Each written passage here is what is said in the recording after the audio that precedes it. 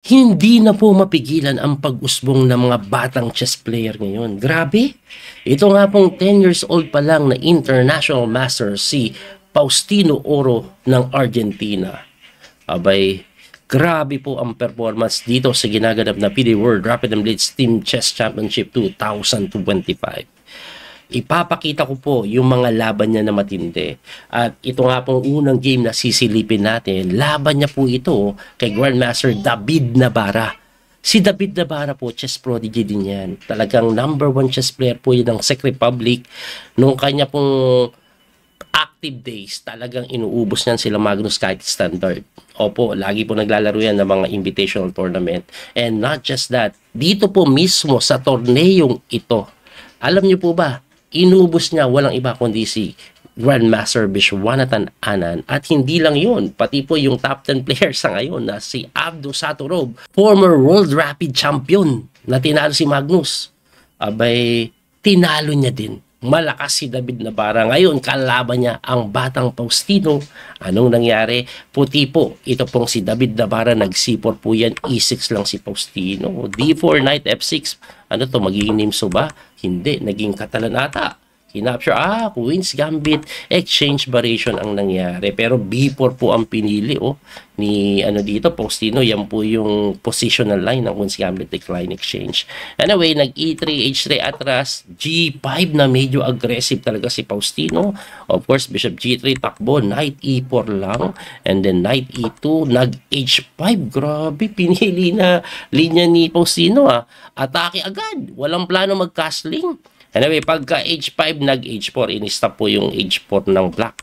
Kinapture naman po yung bishop, binawi po yan ng kabayo, and then kinapture yung H4. 1 pawn up, pero okay lang yan kasi pangit naman yung pawn structure, tapos hindi pa nakakastling. Kaya nga po sabi ng engine dito, okay pa daw dito ang puti. At hindi lang yun, may kain kasi sa H5. Ayun, pagka Knight takes H5, nag-C6, nag-Bishop D3 develop, and then Queen G5 na kung saan inaatake ni Oro yung pawn sa may G2 na dinepensa ng Knight F4. Nag-develop naman ng Knight si Faustino, tapos tumira lang ng Queen B3, hitting the Bishop na tumakbo sa D6. Ayun, inaatake yung kabayo na dinipensa ng isang kabayo, tapos nag-Queen lang doon. Ngayon, after Queen E7, nag-casting sa Queen side. Grabe, So, pagka-casting sa Queen side, actually, sabi po ng engine ngayon, medyo lamang na nakonti si Oro. Pagdating sa oras, lamang si Navarra. Ngayon, nag-Knight F6 po yan, tumira ng King move lang. Commanding lang yung King para safe. Nag-Bishop G4 na sinagot lang ng C3 or F3. Takbo yung Bishop. Ngayon, may weakness po dito. Anong gagawin?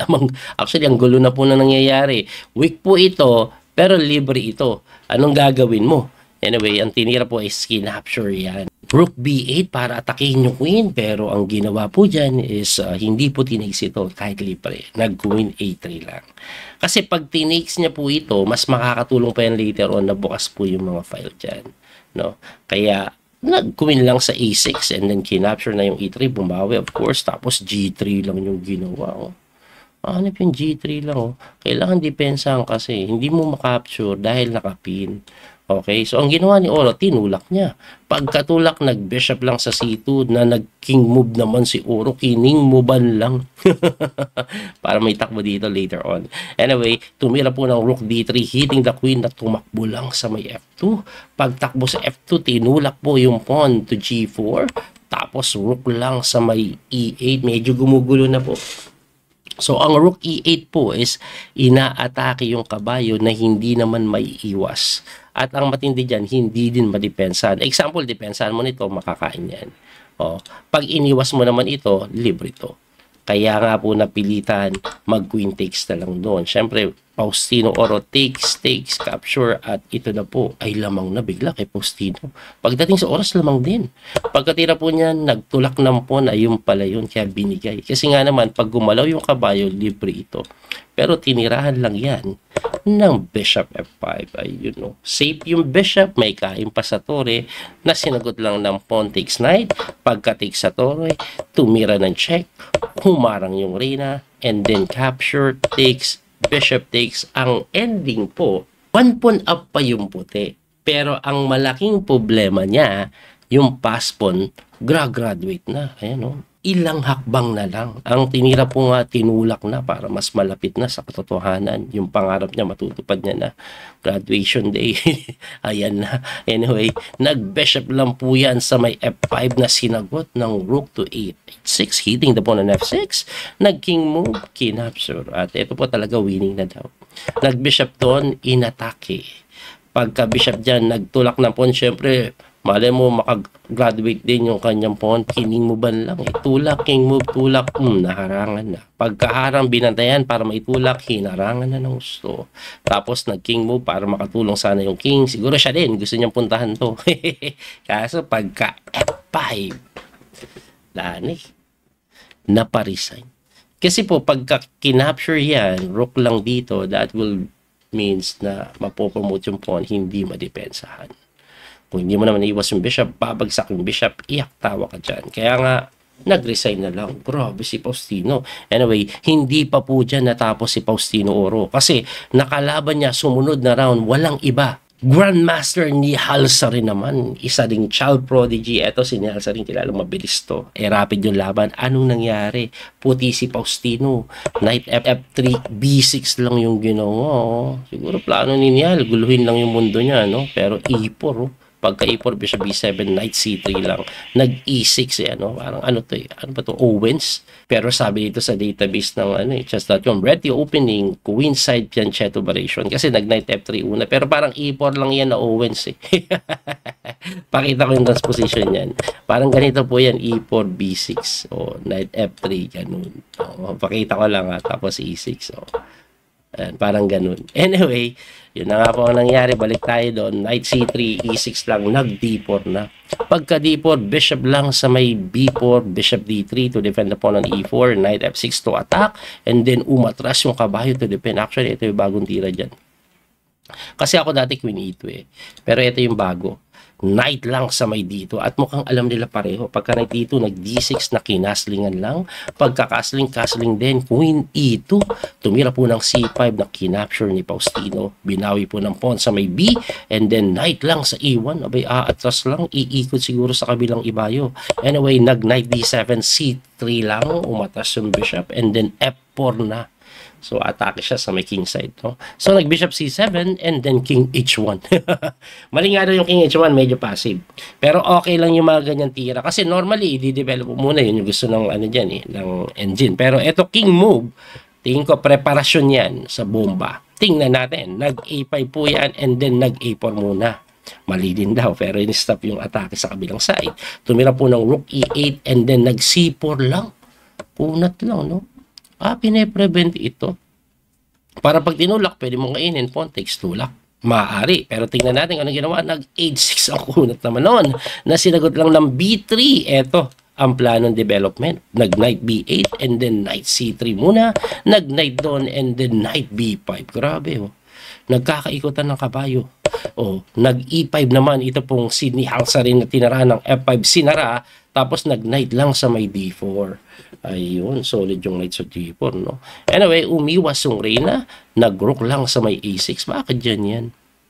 Baka gusto magtulak dito. Dito dadaan. Hindi ako sigurado, no? Pero nag-rook B1 naman to defend the pawn para yung knight makagalaw.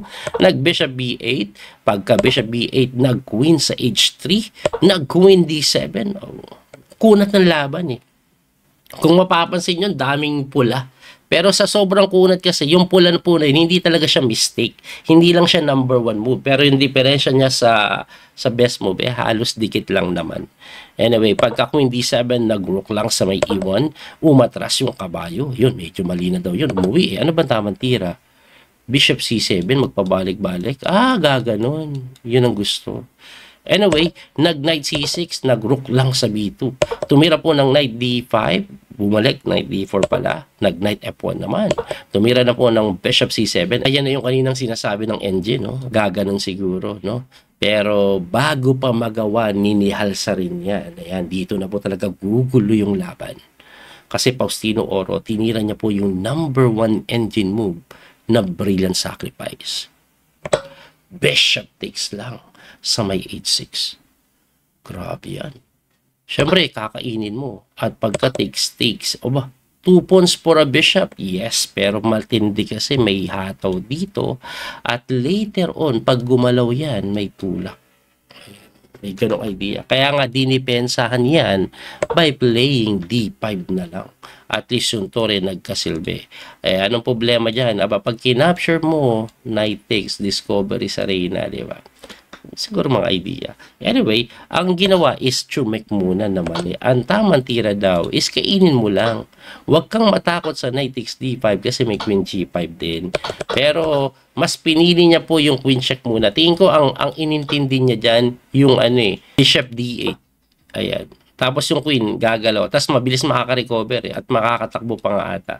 Siguro yun inintindi niya. Kaya ang ginawa po ni Faustino is nag-queen sa may G5.